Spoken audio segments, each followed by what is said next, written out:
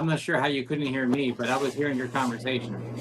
Okay. So I understand we're on the freedom to read right now, but I mean, I'll Yes. I'll say this. I want parents to know, because I think right now the big problem here is that school boards are not telling parents that a policy has been adopted at their local district where parents can now challenge books that they believe are age inappropriate for the grade level that's served by the school library. So the one thing the Freedom to Read bill did, it said that you cannot restrict access to a book because of the viewpoint or the author, unless it's inappropriate for the grade served by the school library. If it's grade developmentally inappropriate.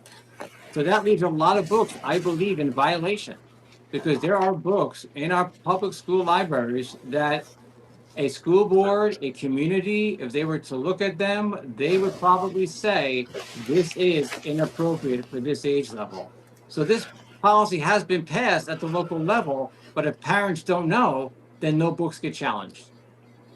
The other thing is, and you mentioned age appropriate, I became very familiar in looking at scores on New Jersey assessments for basic skills. And in that same data, you will find the percentage of developmentally challenged children and students in these school districts. And all the school districts across New Jersey, and we're talking as of 2 years ago, so I'm not thinking it's better, 15 to 19% were developmentally challenged. So if you have nearly a fifth of your student population not in an age appropriate level for reading and other skills, this is exactly who you don't want in an age appropriate shelf for a sixth grader if they're not operating at sixth grade level in other ways.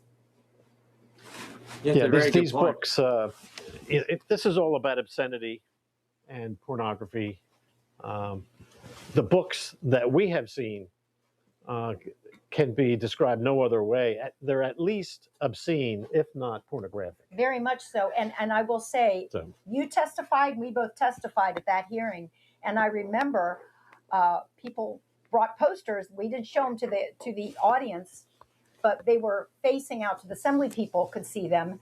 And I remember I was interrupted. I think I was speaking, and Senator Swicker said, that's not obscene.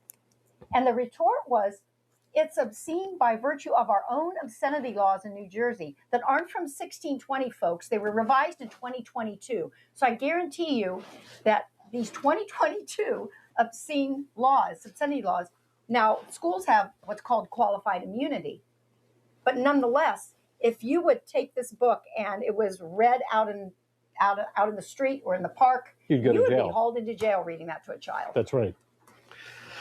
So, that one also, as you mentioned, the librarians, even though some of these books are obscene, they do get immunity from prosecution for breaking the New Jersey obscenity laws.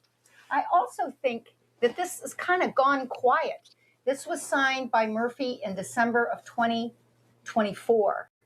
And it's kind of gone quiet. All school districts were supposed to come up with what they call a model policy. Right. To the degree each school board has really looked at these books, or if they're just handed a sheet by the ALA, I would think it might be the latter.